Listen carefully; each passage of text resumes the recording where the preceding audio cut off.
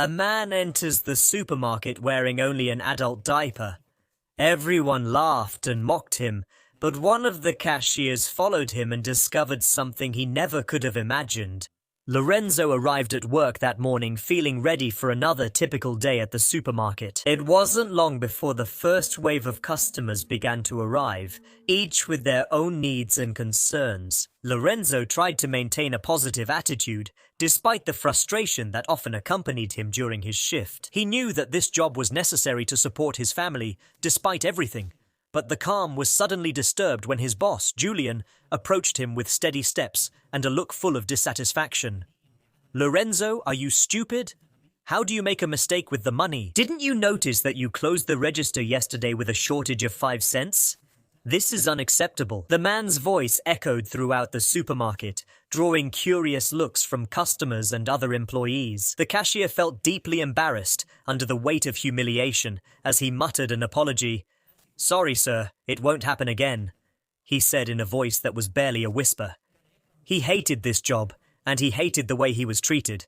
But his financial situation didn't allow him any pride or other options. The need to take care of his son and wife was above everything else, and he would endure anything to ensure their well-being. As the day went by, Lorenzo couldn't help but drown in thoughts about his life and his hatred for every minute at his job. The day continued with its usual monotony at the supermarket, under the constant shadow of his boss Julian's dissatisfaction, who seemed to find fault at every turn, increasing the noticeable tension among the employees. "This place is going downhill because of your incompetence," he shouted before retreating to his office. "What a fool. We're dying here, and all he does is complain," the employees commented. But something unusual started to happen, and soon a whisper spread through the supermarket aisles, catching Lorenzo's attention. Something truly extraordinary. Muffled comments and laughter grew louder, heading toward the entrance. "Look, he must be crazy. He must have just gotten out of the asylum." Comments like these could be heard among the customers, while others added their own insulting remarks. Curiosity led the cashier to leave his post for a moment, trying to understand the source of the commotion. When he arrived at the spot that had attracted everyone's attention, he found himself facing a scene he never expected to see. An elderly man, his expression full of confusion and discomfort, was wandering around the market wearing only an adult diaper. As the wave of laughter and disrespectful comments grew, Lorenzo felt a pain tightening in his chest. Despite his humble position, he knew he couldn't stand by in the face of this kind of inhumanity.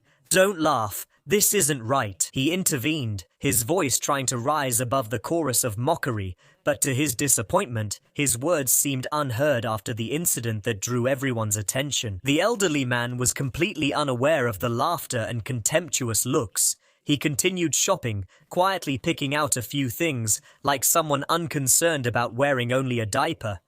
No one approached him to help, preferring instead to whisper jokes among themselves.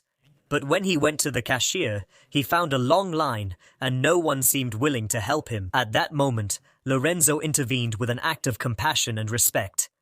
"Excuse me, could you please let this man go ahead?" "Please." And although they didn't want to, they let him go ahead. The elderly man reached the cashier looking confused.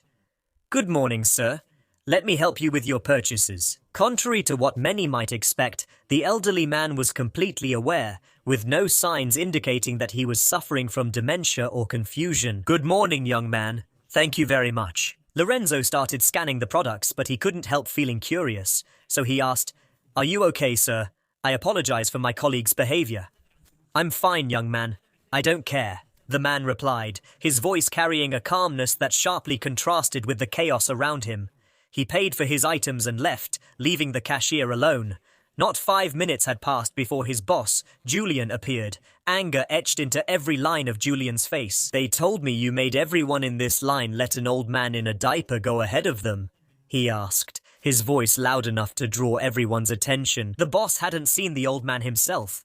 He had only heard complaints from customers and employees. "Sir, he was elderly." The cashier tried to defend himself. "Is that your job? If that old man wants that, he should go to the priority line. You're doing everything wrong." "You fool, you know what, Julian? I'm fed up with you. I hate this job and you're ignorant," he shouted loudly. With that, Lorenzo stood up, left his post, and walked out of the market under the astonished looks of those present. The boss couldn't believe it. Outside, the cool afternoon breeze greeted him, in contrast to the heated conflict he had left behind, but it was clear that his mind was in turmoil. How will I find another job? I can't stay unemployed. At that moment, he saw on the other side of the street the old man in the diaper. Driven by a curiosity mixed with gratitude, Lorenzo decided to follow the old man, taking hesitant steps one after another, unsure of what he expected to find. Lorenzo quickened his pace, driven by a mix of anxiety and curiosity that was consuming him. The old man kept up a surprisingly fast pace, despite his frail appearance and the biting cold that grew harsher as the afternoon went on. "Wait, sir. Please wear my coat. It's too cold for you to be out like this." The old man, his upper body unprotected and his legs shivering from the cold, looked at him with an expression of surprise and relief. Without waiting for an answer, with a quick and careful gesture, he wrapped the old man in his coat, covering his exposed body. "Thank you, young man. You are very kind." "You're welcome, sir. It's the least I can do. May I accompany you to your home? It seems too cold to walk alone." The old man nodded with a slight smile, thanking him once again. As they walked, Lorenzo tried to warm his hands by rubbing them together, but the old man's health occupied all his attention. "What is your name, sir?" he asked, trying to start a conversation to learn more about the man he helped. "My name is Arthur. And you, young man?" "My name is Lorenzo," he replied with a smile. "Sorry for the question, but what happened today? Why are you wearing only a diaper?" Arthur sighed, his voice heavy with untold stories. "Ah, young man, sometimes life asks us to do silly things to see if things will change." Then the man asked why he left the market where he used to work. "Ah, I can't stand my boss anymore. He's so ignorant and yells at everyone. We're clearly heading for bankruptcy, and he does nothing to help the market get back on its feet," said the cashier. "And what would you do if you could change that?" the gentleman asked. Then Lorenzo told him all the possible plans he had, how he would treat everyone, and how he would bring the market back to its glory days. They were really good ideas, but by then they were approaching the old man's house. As they got closer to their destination, Lorenzo realized that the surroundings were strangely familiar. The houses, the streets, the layout of the gardens. He felt a chill run down his spine. Not from the cold, but from a strange sense of anticipation. When they finally arrived, Lorenzo stopped suddenly, his eyes wide with astonishment. In front of him stood his boss Julian's house. The realization hit him like a storm. But how was that possible? What was going on? The cashier remained motionless on the sidewalk, his mind still trying to comprehend the twists of fate that had unfolded before him. Beside him, Mr. Arthur, whose frail appearance concealed astonishing strength and determination, seemed to contemplate the moment with an unsettling calm, leaving Lorenzo unable to ask any questions. The gentleman asked him to wait a minute. With a sudden gesture, he took a mobile phone out of his pocket, an unexpected contradiction, just like his presence there, and called someone, while the young man watched, fascinated by the scene before him. "Come here now, we need to talk," he said on the phone. No more than 10 minutes had passed before a car stopped in front of the house. Julian, Lorenzo's boss, got out of the car with an expression of surprise and confusion. "What are you doing in my house?" a voice asked, expressing disbelief at seeing the cashier standing there. "Be quiet, Julian." The old man interrupted him with an authority that made Lorenzo step back, surprised by the tone used by the seemingly weak, respectable man.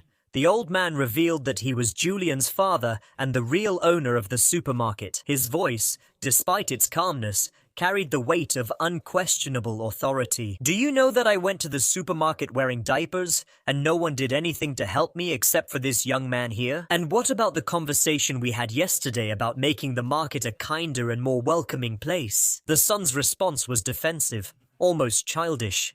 "But Dad, they're stupid." The rebuke was immediate and sharp. "Then you're the fool who can't run my business without making it collapse." He turned to Julian with an angry look on his face. The gentleman's final words left the atmosphere charged with tension. "You're fired, my son, and you, young man, will take his place." The shock was clear on the cashier's face, and on his boss, now his former boss, whose eyes were wide and mouth open, but no words came out. He looked back and forth between the old man and Julian, trying to process the sudden change in his fortune. For his part, Julian was angry, his face twisted with an expression of rage and disbelief. He tried to argue, but his father interrupted him firmly. "No, Julian, I've given you enough chances to improve your character.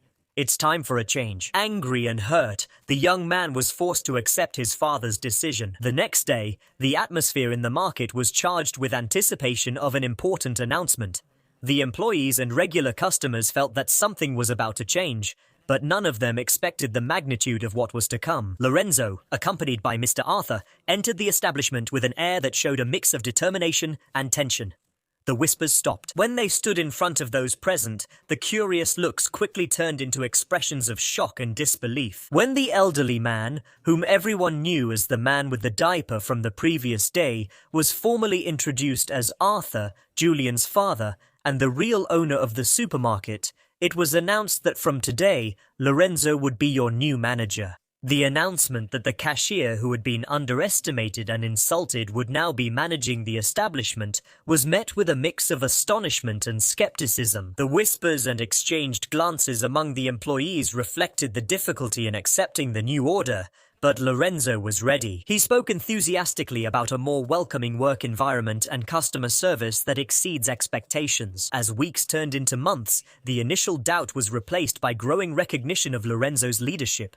Under his management, the market witnessed a remarkable transformation. The shelves were always stocked, the aisles were clean, and the employees smiled sincerely, reflecting the positive atmosphere that had been created. For him, the most rewarding thing was the ability to provide a better life for his family. Reflecting on his journey, Lorenzo couldn't help but marvel at how far he had come, thanks to his kindness and brave decision to help an elderly man in need. This act of compassion not only changed his life, but also proved that kindness and empathy can change the world around us. And if you enjoyed this story, I'm sure the next video appearing on your screen will move you as well. Don't forget to subscribe, give us a like, and hit the notification bell so you don't miss any of our upcoming videos. See you in the next touching story.